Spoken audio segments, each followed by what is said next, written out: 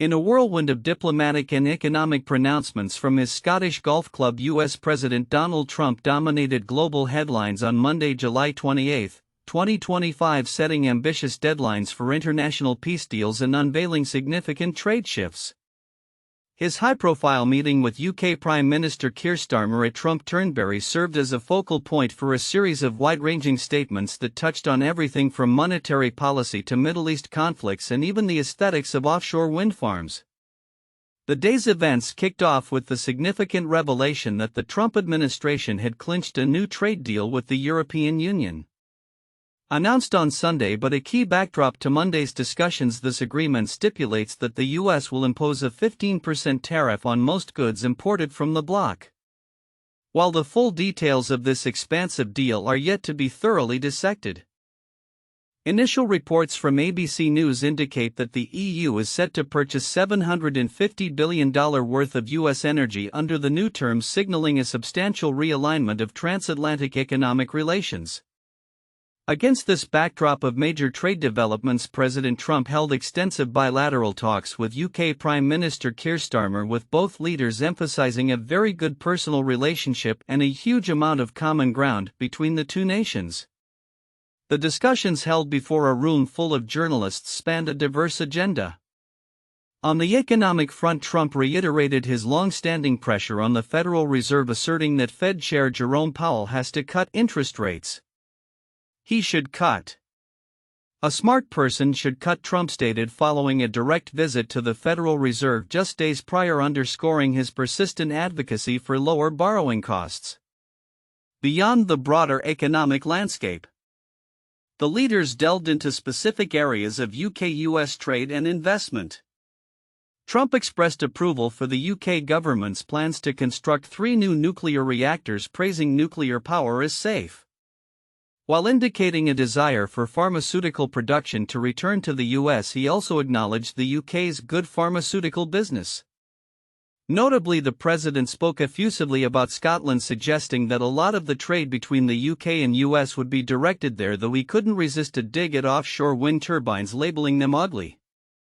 He sidestepped questions on Scottish independence, opting instead to highlight his affection for the country and his scheduled meeting with Scottish First Minister John Swinney. Geopolitical tensions also featured prominently in the discussions. President Trump issued a stark new ultimatum to Russian President Vladimir Putin regarding the conflict in Ukraine, effectively having his previous 50-day deadline to 10 or 12 days for an agreement. Expressing palpable frustration, Trump stated he was not interested in talking to Putin, lamenting that Russia could be so rich right now, but instead they spend everything on war. I really thought this was going to end. Every time I think it's going to end, he kills people.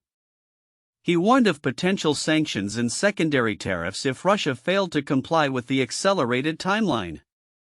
On the protracted conflict in Gaza, both leaders found common ground, agreeing on the urgent need for humanitarian aid and a ceasefire, with Prime Minister Starmer describing images of starvation as intolerable.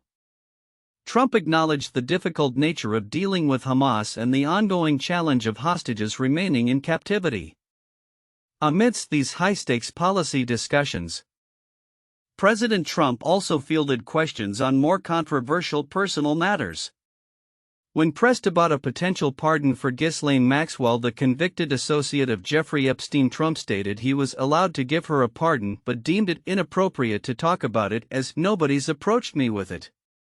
He dismissed the ongoing furor surrounding the Epstein files as a hoax, claiming he hadn't been overly interested and suggesting his poll ratings had inexplicably risen by 4.5 points since the ridiculous Epstein stuff entered the news cycle. He also vehemently denied drawing nude women following a report from the Wall Street Journal. Monday's events painted a vivid picture of an administration operating at full throttle, engaging across a multitude of complex issues simultaneously. From reshaping global trade alliances to setting aggressive deadlines for peace and navigating domestic controversies, President Trump's statements from Turnberry underscore his characteristic blend of bold policy pronouncements and unfiltered commentary. As the new trade tariffs take effect and the Ukraine deadline looms, the global community will be closely watching for the ripple effects of this remarkably eventful day in international diplomacy and economic policy. Global trade policy is undergoing a dramatic realignment, with recent developments signaling a new, more protectionist era for international commerce. In a series of pivotal announcements this week, the United States struck a framework trade deal with the European Union while simultaneously moving to extend a tariff truce with China and revealing further details on its investment-linked agreement with Japan. These shifts are reverberating across industries from automotive and consumer goods to the critical semiconductor sector, forcing companies to recalibrate supply chains and financial forecasts in a volatile geopolitical landscape. The most significant immediate breakthrough came Sunday, as President Trump and European Commission President Ursula von der Leyen announced a preliminary trade deal framework. This agreement sets a baseline tariff rate of 15% on EU goods imported into the US, a figure von der Leyen acknowledged was not to be underestimated, but it is the best we could get. While specific details are still emerging, initial indications suggest this 15% rate will apply broadly to key European exports, including cars, semiconductors, and pharmaceutical goods. However, a 0-for-0 tariff rate was agreed upon for certain strategic products like aircraft and specific chemicals and generic drugs, offering some relief. The reaction from Europe has been notably mixed, with Hungarian Prime Minister Viktor Orbán, a Trump ally, suggesting the US had the upper hand, while French leaders adopted a more hawkish tone, viewing the deal as a least worst option to avoid threatened 30% duties. This sentiment underscores a broader perception that the EU was compelled to accept terms due to a lack of suitable leverage, despite having previously approved a retaliatory tariff package of over $100 billion on US goods, including Boeing aircraft and bourbon whiskey, as a potential countermeasure. The impact of these tariffs on European industries is already becoming apparent. While European wine and spirits producers, whose exports to the US were valued at $10.5 billion in 2024, could see some relief from the deal, shares in major players like Pernod and Diageo saw initial gains tempered. Conversely, German automaker Audi has already cut its full-year guidance, citing the impact of higher US import tariffs and restructuring expenses. Even within the tech sector, companies like ASML, a critical semiconductor equipment supplier, are being closely watched. JP Morgan noted that a confirmed zero tariff rate on semiconductor equipment from the US would be very positive for ASML in particular, as the company had previously observed customer hesitation due to tariff risks on new US fabs. Meanwhile, attention is also fixed on the US-China trade relationship. Reports from the South China Morning Post indicate that Beijing and Washington are expected to extend their tariff truce by another 3 months, with talks resuming in Stockholm. Crucially, this extension is reportedly linked to a freeze on new technology export controls by the U.S. Commerce Department's Bureau of Industry and Security. This move aims to facilitate ongoing trade discussions and pave the way for a potential meeting between President Trump and President Xi Jinping later this year. The administration's willingness to ease tech restrictions follows a precedent set earlier this month when it reversed course on export limits for NVIDIA's H20 AI chips designed for the Chinese market, a decision that followed intense lobbying from NVIDIA CEO Jensen Huang, who reportedly argued the restrictions inadvertently strengthened Chinese competitors like Huawei. Beyond Europe and China, the US has also been actively reshaping trade ties with other key partners. The recently inked deal with Japan, for instance, introduced a 15% tariff on imported Japanese goods. This agreement, which President Trump initially hailed as the largest deal ever, also includes a much-discussed $550 billion investment framework. However, Japanese trade negotiator Ryosei Akazawa clarified that only a small fraction, 1% to 2% of this sum, would be actual investment, with the majority comprising loans and loan guarantees. Akazawa suggested this Japanese capital could, for example, help finance a Taiwanese chipmaker building plants in the U.S., potentially referencing TSMC, which has already announced a $100 billion investment in plans for 3 plants in Arizona. This arrangement, while seemingly beneficial for U.S. manufacturing, has raised concerns among Detroit's Big Three automakers, General Motors, Ford and Stellantis, who fear a competitive disadvantage if Japanese auto imports face a lower tariff rate than those from Canada and Mexico. The broader implications of President Trump's evolving tariff strategy are becoming clearer. His administration appears to have solidified a new baseline tariff rate of anywhere between 15% and 50%. A significant step up from the previous 10% benchmark. This aggressive stance is influencing negotiations across the globe, with Canada, for instance, facing the prospect of 35% levies on goods not covered by the US-Canada-Mexico trade agreement as Trump expressed pessimism about ongoing talks. Other nations are also feeling the pressure. Indonesia, for example, agreed to a 19% tariff on its goods while eliminating tariffs on 99% of U.S. trade, and notably its deal included a provision for a 40% tariff on transshipped goods, products made with significant components from a third country, a clear effort to target Chinese supply chains.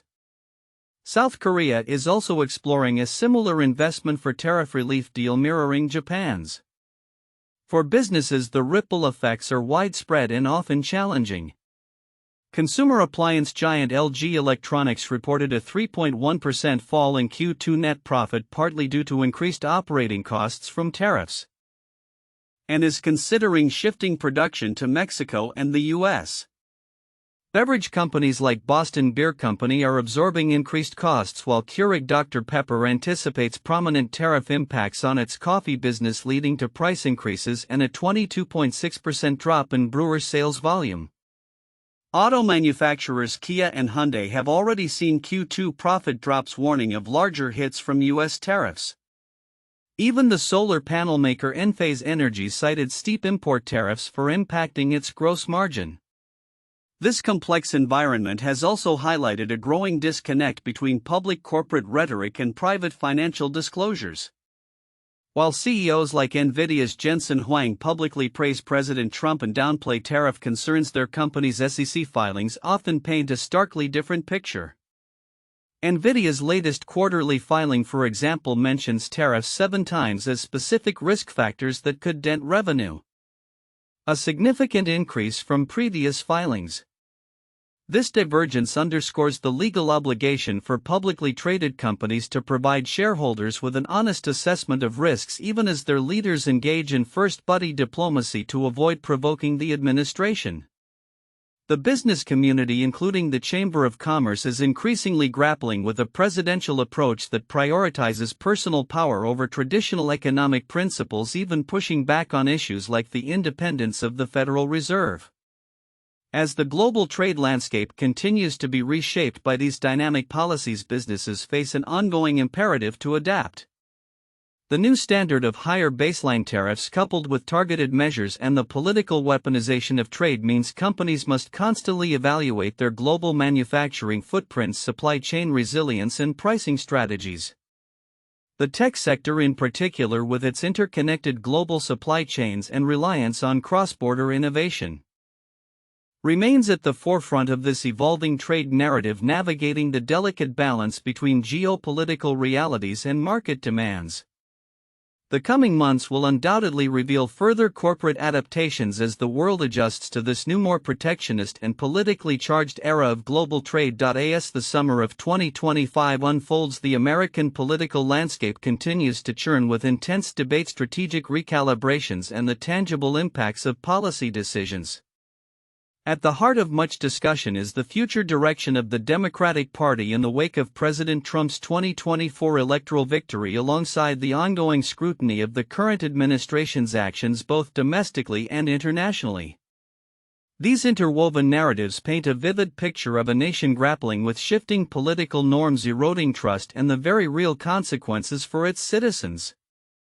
Among the prominent voices shaping the Democratic discourse is Pete Buttigieg, a past and potential future presidential contender, who recently engaged in an extensive multi-platform interview with NPR. Buttigieg's core message is a stark warning to his party: attempting to simply restore the pre-Trump status quo would be a grave mistake. It is also wrong to imagine that we should have just kept everything going along the way it was, he asserted, arguing that Democrats have been too attached to a status quo that has been failing us for a long time. This attachment, he suggests, was a significant factor in the party's 2024 defeat. He offered a nuanced perspective on institutional damage, stating, "It is wrong to burn down the Department of Education, but I actually think it's also wrong to suppose that the Department of Education was just right in 2024. This sentiment echoes former Vice President Harris's 2024 campaign slogan, "We're not going back," now applied by Buttigieg to a broader critique of Democratic complacency. His remarks come as Democrats, taking a page from the 2024 Republican playbook, which saw enormous numbers of podcast appearances, are increasingly using digital platforms to debate their path forward, with figures like Senator Chris Murphy, Rahm Emanuel, and authors Ezra Klein and Derek Thompson all contributing to the online strategic discussions. A significant undercurrent in Buttigieg's analysis, and indeed in the broader national conversation, is the palpable breakdown in societal trust. He specifically linked the enduring furor surrounding the Jeffrey Epstein files to this deep-seated issue.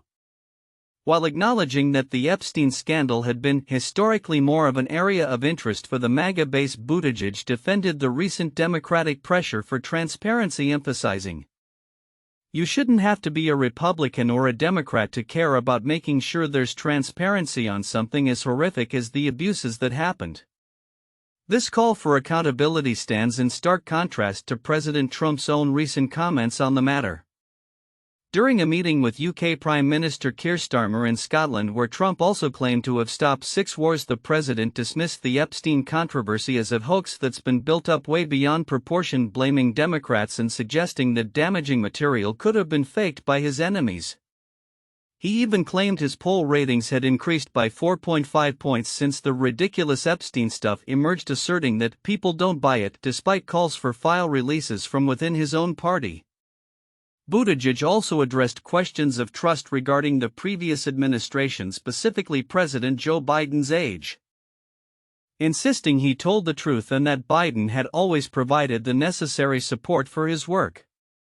Beyond the political rhetoric and internal party debates, the Trump administration's policies are having immediate and far-reaching impacts on the lives of ordinary Americans. A recent directive from the U.S. Department of Education has banned adult students without legal status from federally funded career technical education, English language programs, and high school equivalency courses. This policy, part of a broader ramp-up in immigration enforcement, poses significant administrative challenges for schools that do not typically require proof of legal status. Randy Tillery, Director of Economic Development for WestEd, warned that it is going to perpetuate this atmosphere of fear. The implications extend to K-12 districts. As the Education Department's memo controversially states that career technical classes are no longer considered part of a basic public education under the Plyer v. Doe Supreme Court ruling, potentially prohibiting undocumented children from taking certain high school courses.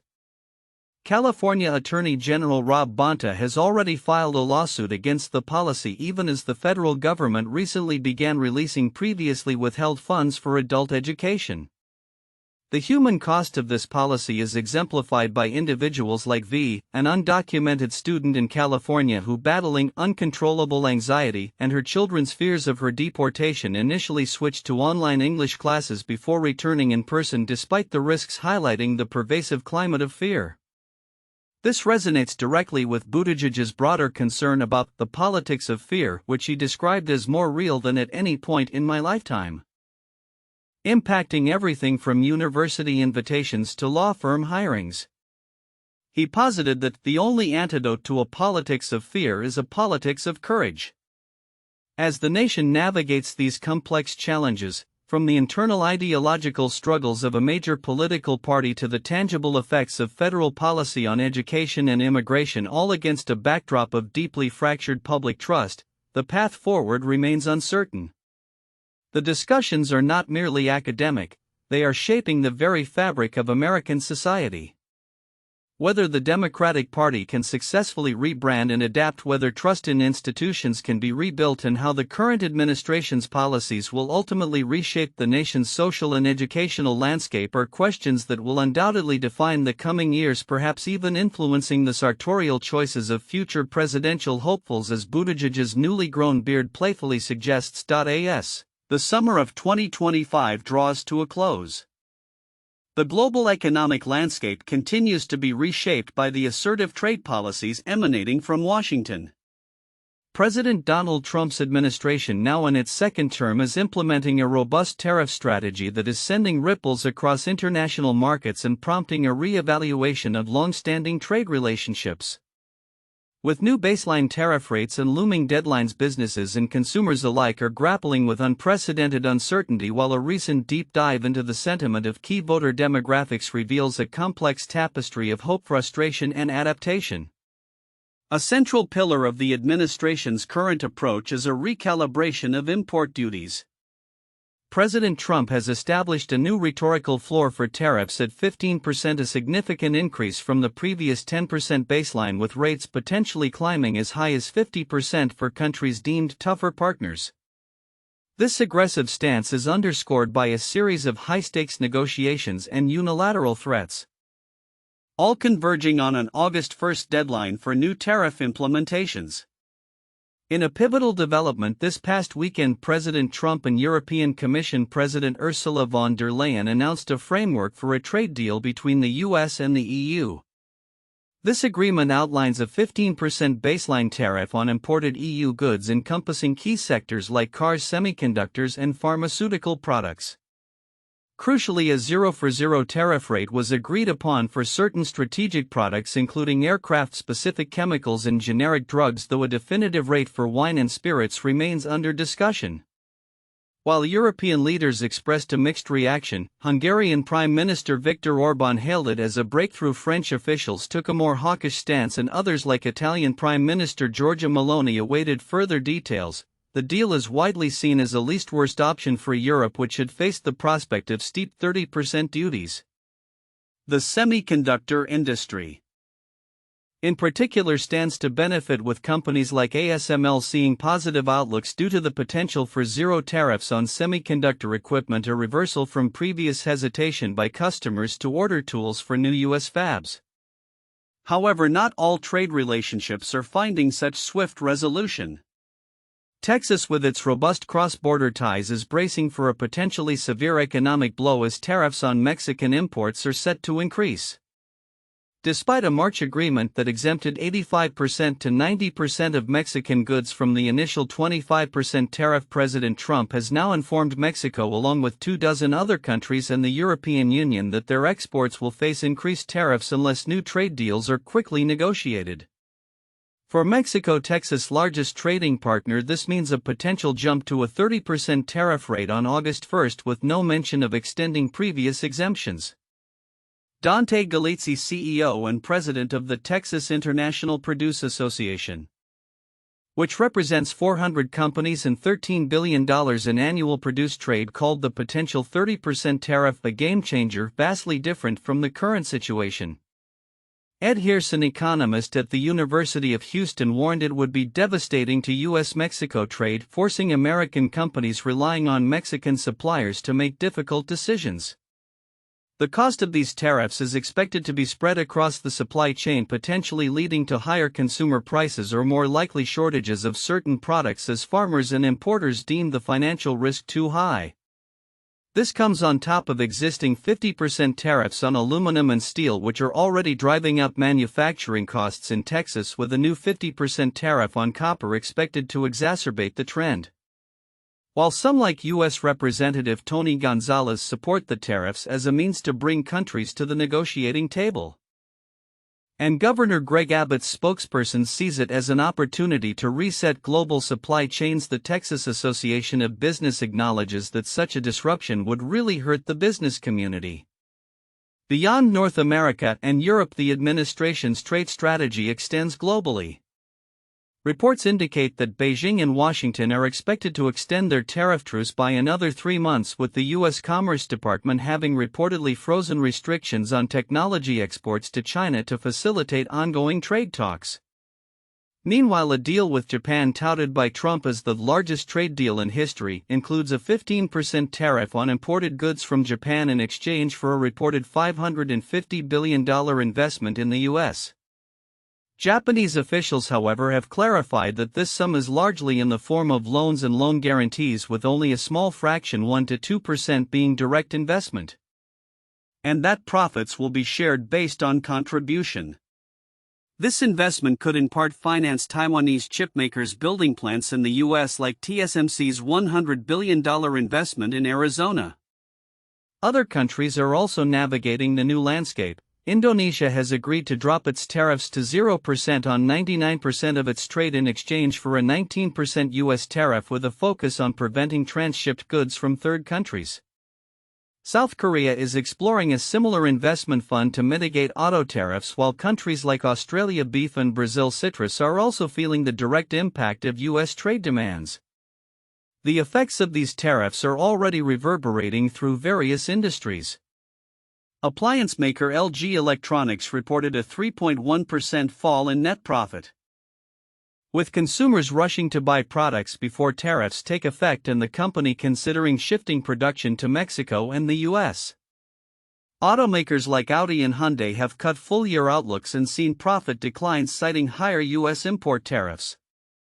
The Detroit 3 automakers have also raised concerns that the Japan deal with its 15% auto tariff could disadvantage them compared to imports from Canada and Mexico, which face 25% tariffs. In the beverage sector, Heineken is weighing options. Boston Beer Company is absorbing tariff costs through strong sales in Keurig. Dr. Pepper anticipates prominent tariff impacts on its coffee business due to duties on imports from Brazil and Colombia. Solar panel maker Enphase Energy and sportswear brand Puma have also issued downbeat outlooks, citing tariff pressures. Overall, U.S. business activity rose in July, but companies are increasing prices for goods and services, fueling economist concerns about accelerating inflation in the latter half of 2025, largely due to tariffs. Beneath the macroeconomic shifts, the human dimension of these policies is deeply felt. A recent New York Times focus group with 11 Latino voters who supported Donald Trump in 2024 revealed a nuanced perspective on the economy and immigration. Despite their support, many expressed significant dissatisfaction with the current state of the country, particularly the rising costs of living and housing. Esteban, a 22-year-old Republican from Texas, noted that while he voted for Trump to help the working class, he hasn't seen the promised benefits, citing the jump in prices for basic needs. Kevin, a 32-year-old independent from Georgia, lamented that buying a house is almost impossible now due to high interest rates, a stark contrast to Trump's first term. On immigration, a deeply personal issue for many in the group, opinions were complex. While some criticized former President Joe Biden's handling of the border and migration and initially spoke positively of Trump's policies, several expressed doubts or sharp unhappiness with the direction Immigration and Customs Enforcement (ICE) has taken. One participant voiced concern that ICE was targeting people in work areas, construction sites, rather than bad guys, questioning why individuals who are working and contributing to the economy are being deported. Esteban, while favoring border security, was not big on the deportation aspect for those who have established lives and contribute to society, advocating for a clearer path to citizenship for such individuals. Jose, a 45-year-old Republican from Indiana, highlighted the stress and fear experienced by families, particularly children whose parents face deportation, and expressed frustration that the Democratic Party had promised immigration reform for years without delivering. Yet other participants, like Joe, a 69-year-old Republican from Colorado, maintained a strict stance that those who entered illegally broke the law and don't belong here. Jeanette, a 42-year-old Republican from Florida, acknowledged the economic contributions of undocumented workers but also raised concerns about the costs of emergency healthcare for those without legal status. The group broadly felt that Latino voters and immigration are unfairly linked by media and politicians, with many preferring that politicians cater to people, not specific ethnicities, focusing on what is right for all people. Looking ahead, the ongoing negotiations and the August 1 deadline promise to keep global markets on edge.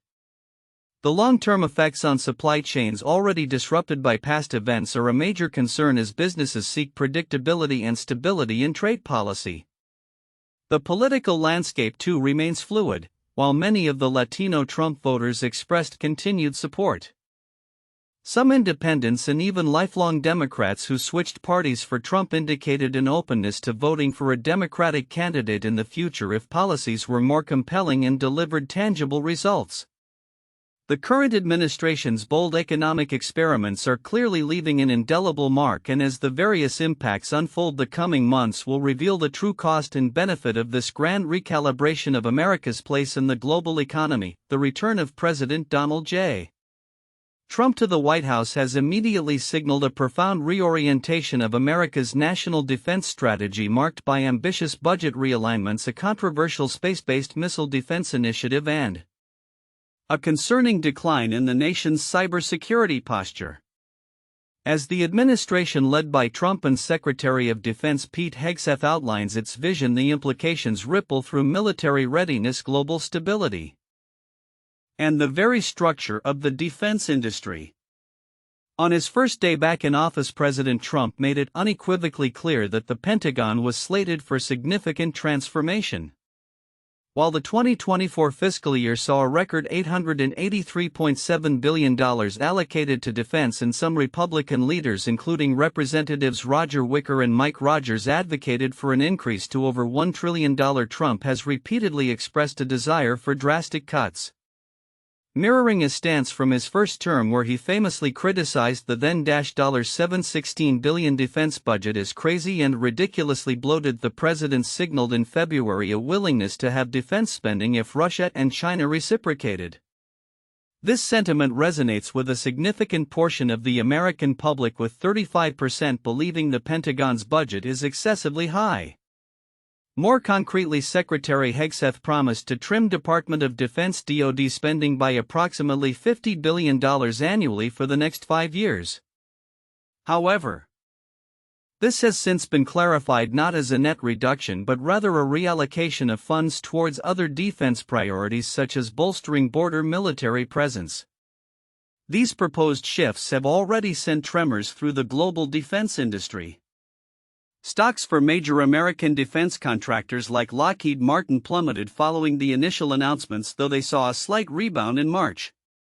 Conversely, European defense stocks have soared, with Italy's Leonardo experiencing an 86.41% increase between January 1 and March 27, indicative of Europe's dramatic rearmament efforts spurred by the Trump administration's increasingly isolationist foreign policy. Hegseth asserts that reallocated funds will come from eliminating waste, particularly by firing poor performers. Yet critics contend that the true waste lies within the sprawling military-industrial complex, a relationship between the military and its private suppliers that has grown steadily in dominance since World War II. Despite President Eisenhower's famous warning in 1961 about the MIC's total influence over politics, 71% of the 2023 DoD budget was allocated to contract spending.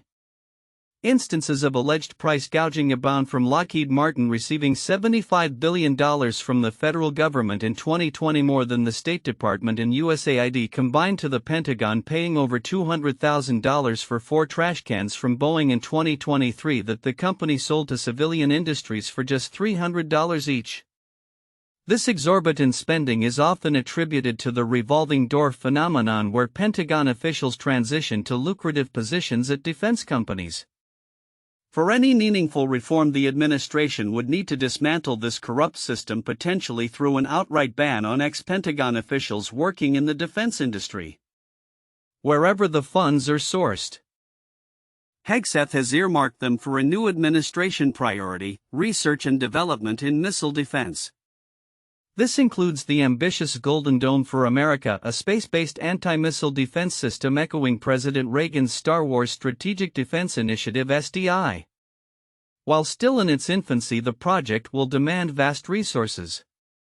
However, the Golden Dome poses a potentially significant threat to global stability by undermining the doctrine of mutually assured destruction (MAD), which has long served as a critical deterrent to nuclear war.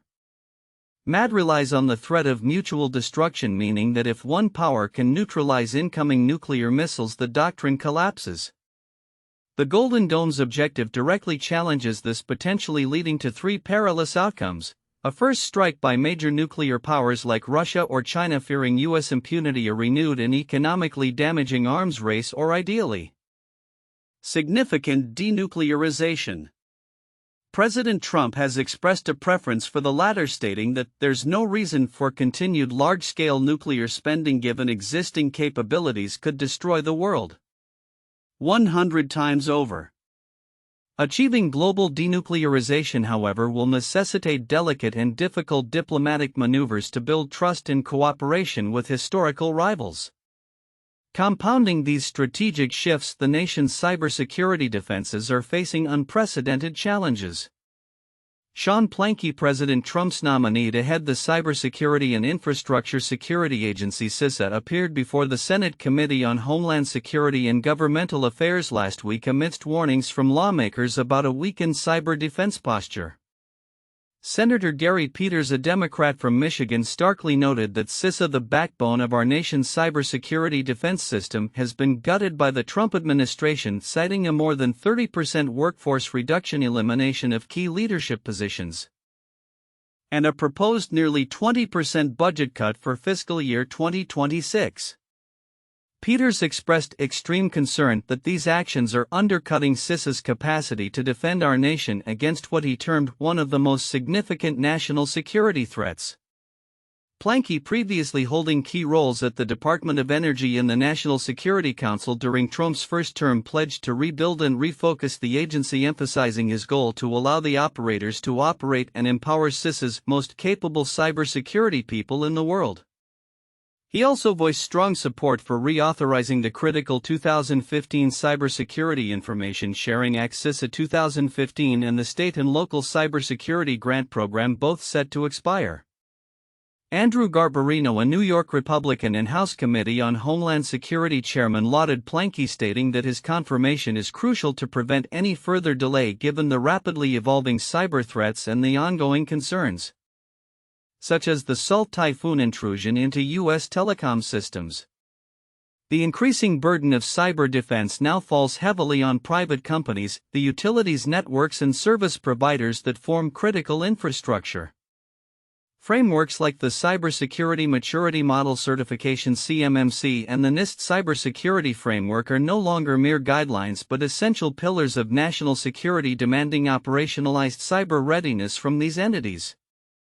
President Trump's second term marks a pivotal moment for U.S. defense policy, presenting a complex interplay of ambitious yet potentially destabilizing initiatives. The administration faces monumental choices: whether to genuinely reform the budget by dismantling the entrenched waste and corruption within the military-industrial complex, or to allow current practices to persist, and how to navigate the profound implications of the Golden Dome project, steering towards a denuclearized world or risking a disastrous arms race or even global conflict.